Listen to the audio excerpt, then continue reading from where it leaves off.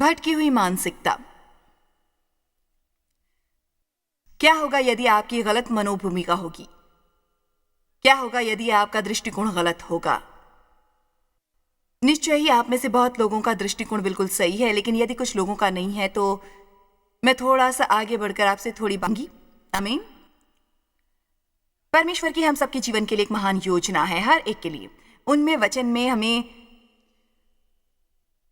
बहुत से वचन मिलते हैं और वो चाहता है कि वो हर एक हम पाए, हर एक परमेश्वर का वचन हर एक व्यक्ति के लिए है। कुछ लोग उन अभिवचनों में जीते हैं और कुछ लोग मानो कभी वहां पाए नहीं जा सकते। क्यों? मुझे ऐसा लगता है हमें इज़राइल लोगों में एक बहुत अच्छा उदाहरण देखने को मिलता है। वो मिस्र में बंधन में थे, वो मिस्र में गुलाम थे, और मुझे विश्वास है कि ये कम या ज्यादा रीति से परमेश्वर के बिना जीवन के समान है। वैसे तो वो परमेश्वर को जानते थे और उन्हें वहां से बाहर निकालने के लिए परमेश्वर से प्रार्थना भी करते थे। वहां पे एक अच्छी थी, परमेश्वर उन्हें मिस्र से बाहर निकाले, उन्हें वचन दत्त भूमि ले जाने के लिए उसने उन्हें बाहर निकाला, उन्हें अंदर लेने के लिए। परंतु उन्हें सफर करना पड़ा उस जगह से जिसे कहते हैं निर्जल स्थल, और वो दिन का सफर था। बाइबल बताती है कि वो 11 दिन की यात्रा मिस्र से वचन दत्त भूमि की सीमा तक, लेकिन उसके लिए उन्हें 40 साल लगे इस 11 दिन की यात्रा के लिए। अब हम सब की परमेश्वर के साथ यात्रा है। आप में से कितने महसूस करते हैं कि आपकी परमेश्वर के साथ पूरी यात्रा है? हम उसे परमेश्वर के साथ चलता कहते हैं। हर साल अब मेरे जीवन में इससे बढ़ोतरी होती है। मैं सोचती हूँ अधिकतर मेरे जीवन की यात्रा के बारे में और परमेश्वर के साथ मेरी यात्रा के बारे में, और मैं अनुमान लगाती हूँ कि मैं आप अपने आप से पूछे कि आप अपनी यात्रा में कहाँ हो। क्या आप वचन दत्त भूमि रहे हो या आप अभी भी निर्जल स्थल में भटक रहे हो? और यदि ऐसा है तो आप जो कर रहे हैं उसमें आपको बहुत ही सतर्कता बरतनी होगी। जो इज़राइल के लोगों ने किया, जो वो हमेशा कुड़कुड़ाते दोष लगाते थे, ये उनके शत्रु के ऊपर की प्रगति की कमी के बारे में अब मैं ये दोबारा कहना चाहूंगी। वो हमेशा दोष देते थे कि उनके शत्रु के ऊपर की प्रगति की कमी के बारे में ये शैतान की गलती है। ये इसलिए क्योंकि मेरी परवरिश ऐसी हुई थी, क्योंकि बाकी लोगों को जो परमेश्वर मिले वैसे मुझे नहीं मिले। आप बिल्कुल समझ नहीं सकते क्योंकि और ये हमेशा किसी और की जिम्मेदारी होती है हमारी होने के बजाय। और बहुत साल पहले परमेश्वर मुझे प्रकट किया, मेरा मतलब संभवतः 20 साल पहले परमेश्वर ने मुझे प्रकट किया। वो उनके शत्रु नहीं थे, जैसे कहानियां हित्तियों, हिब्बियों, परिज्जियों, गिगर्शियों, एमोरियों और यबूसियों। वो उनका दृष्टिकोण था सीधा और सरल। दृष्टिकोण विचारधारा से आता है और हमारे विचारों से ही हमारे शब्द आते हैं।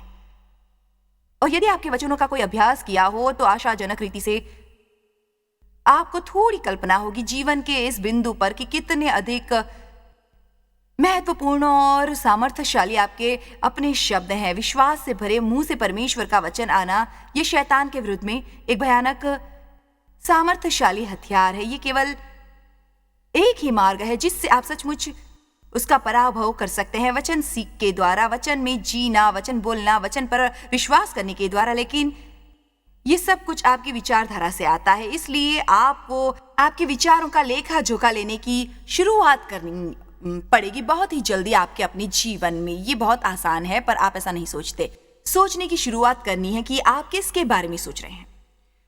उनका एक बुरा दृष्टिकोण था, एक नकारात्मक दृष्टिकोण। उनके लिए सब कुछ उनके लिए भूतकाल पर आधारित था, और परमेश्वर चाहता था कि उनके पास आशा हो और एक सपना हो और एक दर्शन हो उनके जीवन के लिए। अब दूसरी निर्जल स्थिति, मानसिकता जो हम देखते हैं उनमें एक दरअसल एक तरह का दृष्टिकोण जो ये कहता है, मेरा मतलब है कोई भी प्रत्यक्ष रीति से किसी से पास जाकर ये कहेगा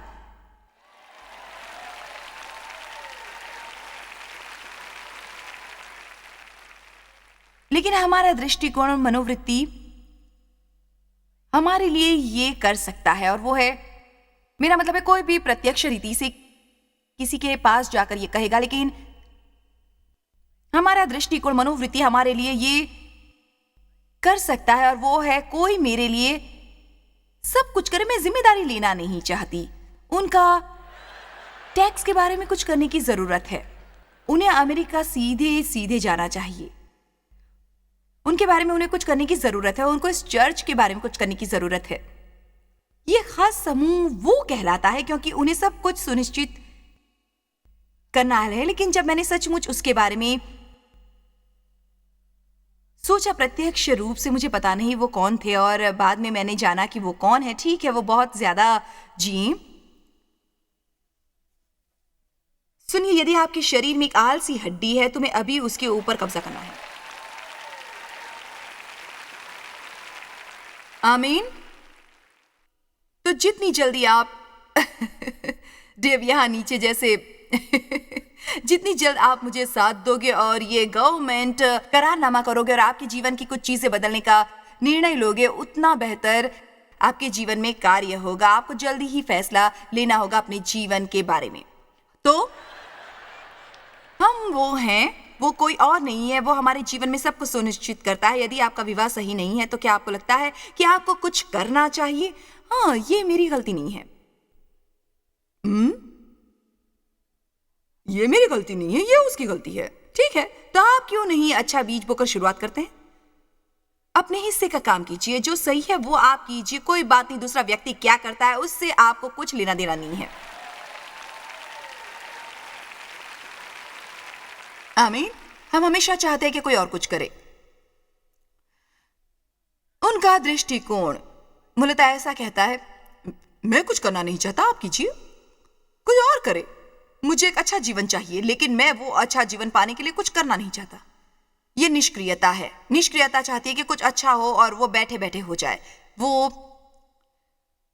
हमें जिम्मेदार होने की आवश्यकता है, और आजकल हमारे समाज में जिम्मेदारी बहुत ज्यादा लोकप्रिय नहीं है। तो आजकल बहुत सारी हमारे समाज में जो समस्याएं, बहुत सारी जो हमारी आजकल नैतिकता की समस्या है, कठोर रीति से पीछे मुड़ के उसके मूल तक जाइए। किसी ने कोई जिम्मेदारी नहीं ली है, और परमेश्वर ने गैर जिम्मेदार होने के लिए नहीं बनाया है आपको। जिम्मेदारी का सरल अर्थ है कि प्रतिक्रिया दें क्षमताओं को जो परमेश्वर आपको देते हैं आपके जीवन में, मुद्दों को संभालने के लिए, या वो चीजें जिसकी आपको परवाह है। आपके पास क्षमता है, परमेश्वर ने आपको क्षमता दी है। जिम्मेदारी मतलब अवसरों को प्रतिसाद देना, अवसर जो आपके सामने रखे गए हैं। मुझे हमेशा अब्राहम का जिक्र करना अच्छा लगता है और कैसे परमेश्वर उसके पास आए।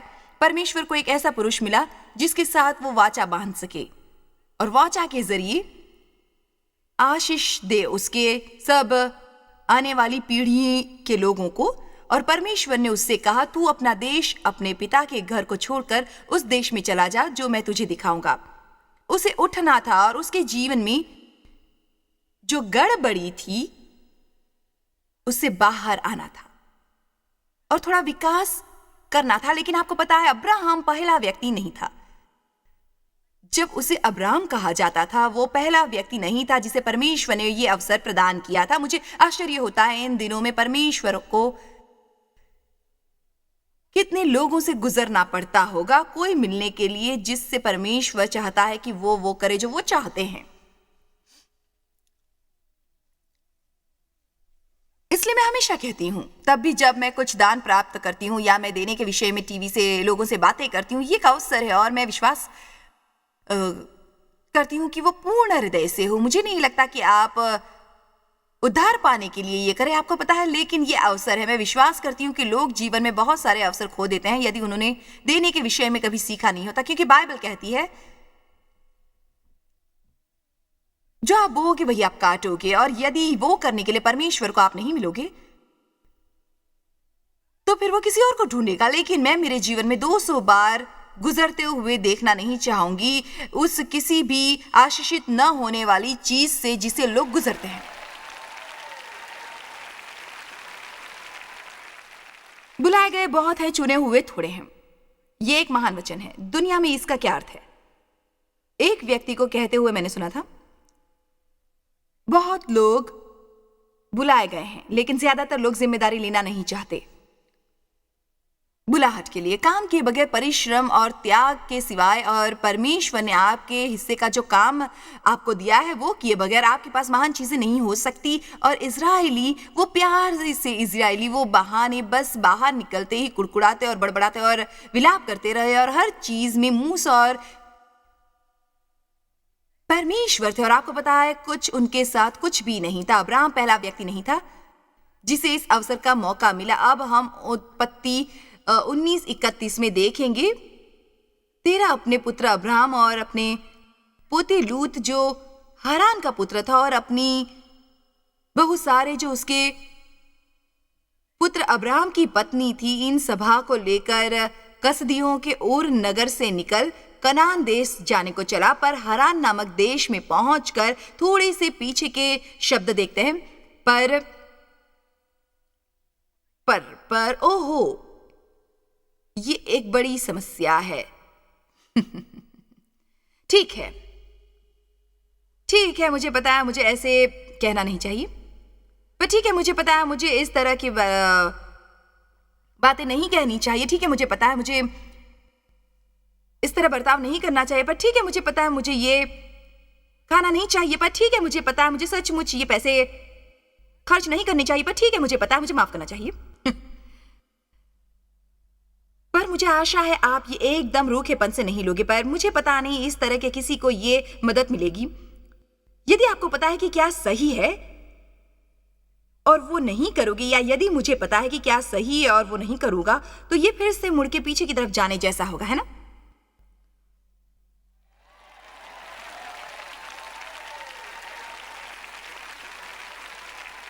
और ईमानदारी से कभी कभी मैं ये भी बता सकती हूं कि भीड़ जिस तरह प्रतिक्रिया देती है, इस तरह से शिक्षा को किस तरह के प्रत्युत्तर देते हैं।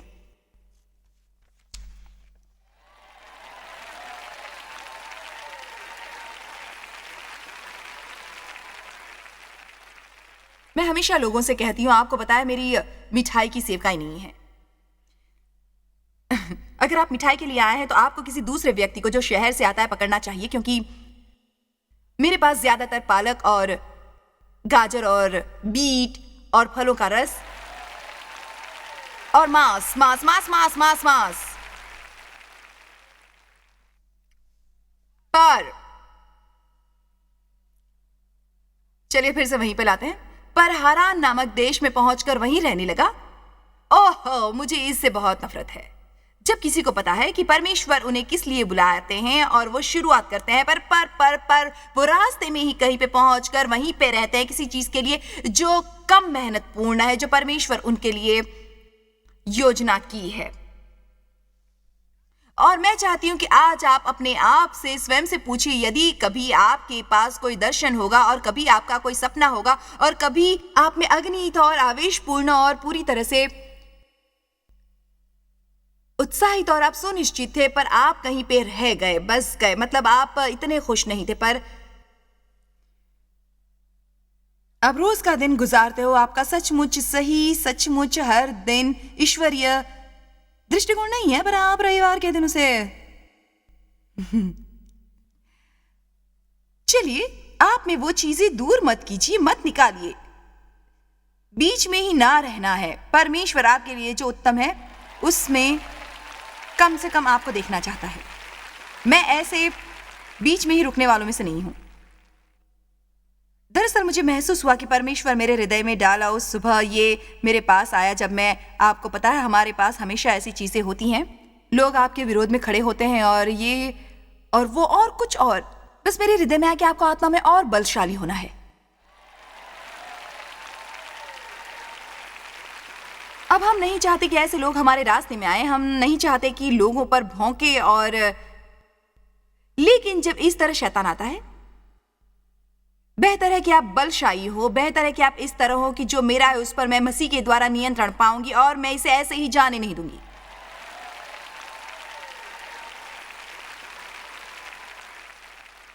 और शैतान जब तुम मेरी तरफ गरजते हो, मैं भी गरजूंगी। वो रहने लगा। ओह, ये कितना दुखद है। वो रहने लगा। ठीक है, फिर कुछ सालों बाद जब वहां कुछ समय रहने लगे तो फिर से परमेश्वर कोशिश की और उसने तेरह के पुत्र अब्राहम से कहा, बाहर आओ। ठीक है, देखिए, और वहाँ एक कारण है कि क्यों परमेश्वर ने अब्राहम को उसके परिवार से अलग किया था, क्योंकि आपने उसके साथ रहने वाले लोगों का दृष्टिकोण देखा है। आपको पता है, आप अपने आप को ढेर सारे आलसी, हीन, दुखी लोगों के साथ बांध नहीं सकते। मेरे कहने का मतलब है कि मुझे शैतान से वैसे ही बहुत परेशानी है। मुझे ऐसे लोगों की जरूरत नहीं है जो मुझे नीचे खींचे। मेरे जीवन में जो मुझे खुश कर सके, ऐसे लोग चाहिए।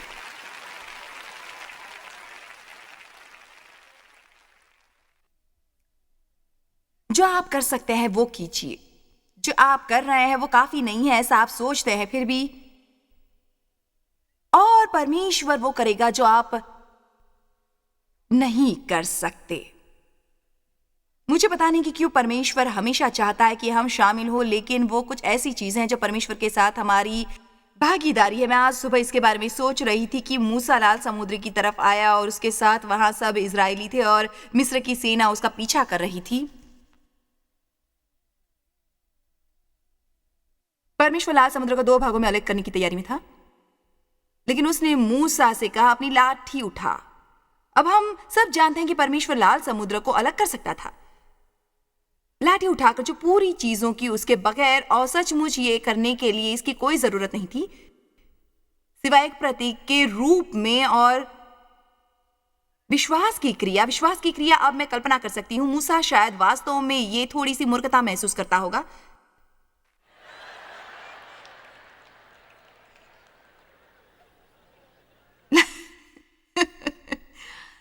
लेकिन उसने वो किया जो वो कर सकता था, और परमेश्वर ने वो किया जो वो नहीं कर सकता था।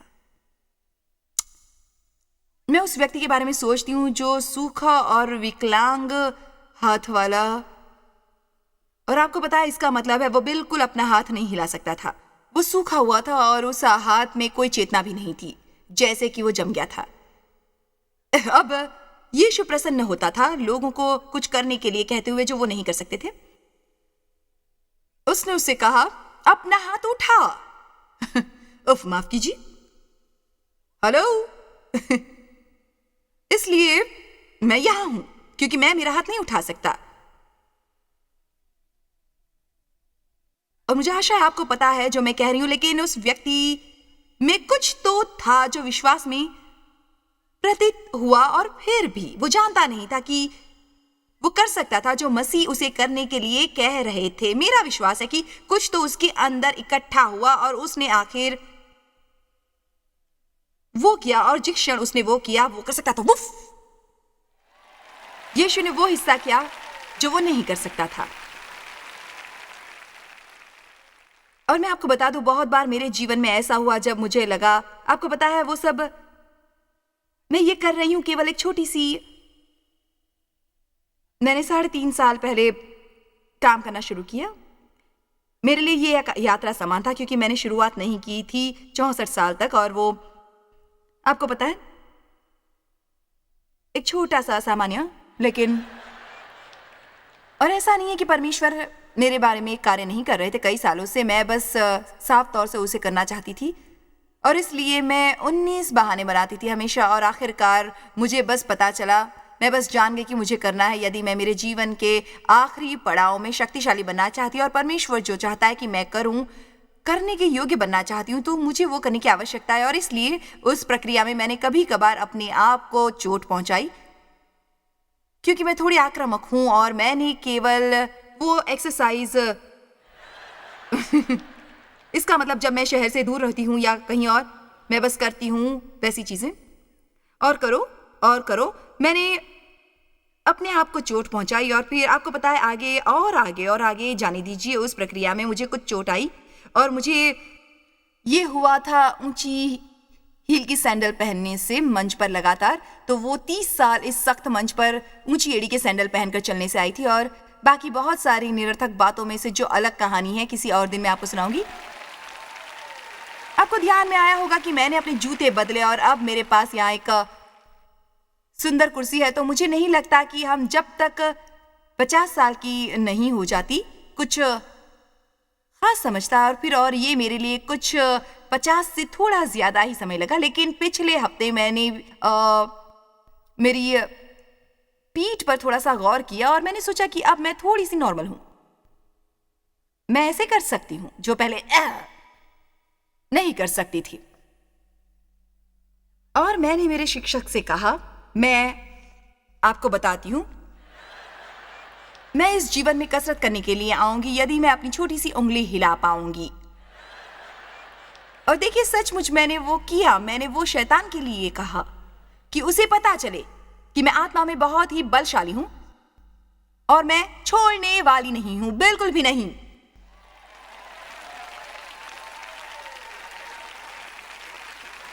आमीन। अब आपको पता है, वहां पे एक अंधा मनुष्य था। अंधा मतलब वो कुछ भी नहीं देख सकता था, और वो चंगाई के लिए चिल्लाया और यीशु ने उसे कहा कि ठीक है। आपको पता है, पहले यीशु ने भूमि पर थूका और उस थूक से मिट्टी सानी चमत्कारी अब भी, और वो मिट्टी उस अंधे की आंखों पर लगाई। सचमुच सचमुच महान। और कहा, जा शीलो के कुंड में धो के आ। माफ करना यीशु, मैं देख नहीं सकता, मैं कुंड नहीं देख सकता। मैं वहां तक जाने की कोशिश करूंगा तो गिर जाऊंगा। देखिए, इस तरह की कोई चीज जो यीशु लोगों को करने के लिए कहे, आपको पता नहीं क्या यीशु, लेकिन मैं नहीं। आपको पता है, वो व्यक्ति कुछ ऐसा,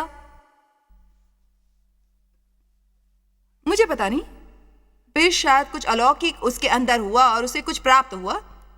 आपको पता है, जहां पे कुंड था वहां का मार्गदर्शन, वो वापस आया तो देख सकता था। आमीन।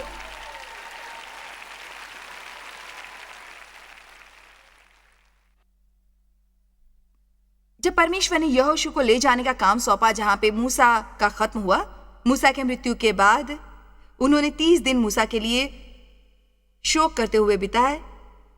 जो तब व्यवस्था थी, उन्हें 30 दिन शोक के लिए दिए गए जो उन्होंने खोया, और फिर परमेश्वर चाहता था कि वो आगे जाए। मुझे पता है ये थोड़ा सा कठोर लगा, लेकिन मुझे लगता है ये एक तत्व है जो हमें खाने नहीं चाहिए। वो ये कि विलाप समय होता है, लेकिन समय होता है जब आपको आगे जाना है। आप अपना सारा जीवन किसी चीज के लिए दुखी होकर नहीं बिता सकते। आप और कुछ नहीं कर सकते। आपको समय चाहिए भावना की चंगाई के लिए और सब चीजें करने के लिए, लेकिन खोना एक तरह से यात्रा का एक हिस्सा लगता है। आपको पता है, आपकी नौकरी चली जाती है, आपका दोस्त छूट जाता है। आपको पता है, मेरा मतलब है, कुछ चीजें होती हैं जो आप खो देते हैं।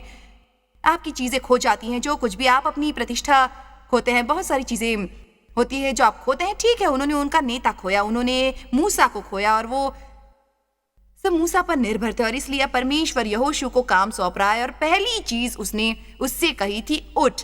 और हम देखते हैं बहुत बार ये शब्द बाइबल में आया, और इस शब्द का सरल अर्थ है कि उठो और चलने लगो।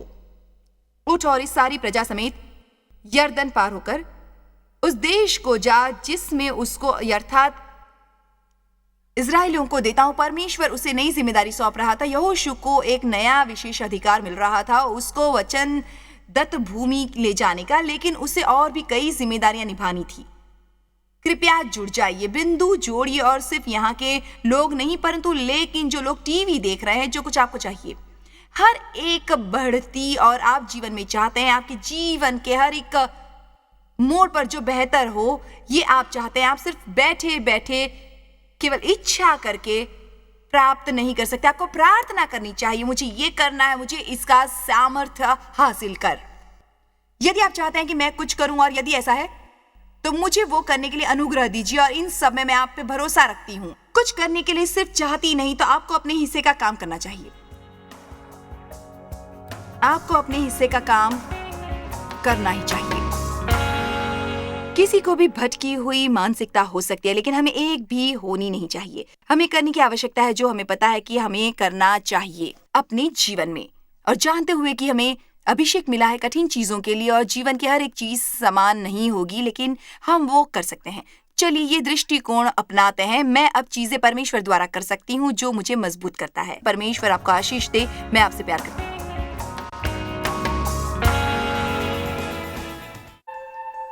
जॉय स्मायर मिनिस्ट्रीज में आप हमारे लिए कितने अहम हैं, इसका आपको अंदाजा नहीं। हम आपके आभारी हैं और हम धन्यवाद करते हैं अपने सब मित्रों और सहयोगियों का कि उन्होंने इस विश्वव्यापी सेवकाई को संभव बनाया। मिलकर हम भूखों को खिला रहे हैं, गरीबों को पहना रहे हैं और कई देशों में सुसमाचार पहुंचा रहे हैं। कृपया हमसे संपर्क करें या विजिट करें jmmindia.org पर। आज ही अपनी प्रार्थना के अनुरोध बताने के लिए, हमारे साधनों के बारे में और जानकारी और जॉयस की सभाओं का शेड्यूल जानने के लिए और हमारे सहयोगी बन जाएं दुनिया भर में मसीह का प्रेम बांटने के लिए।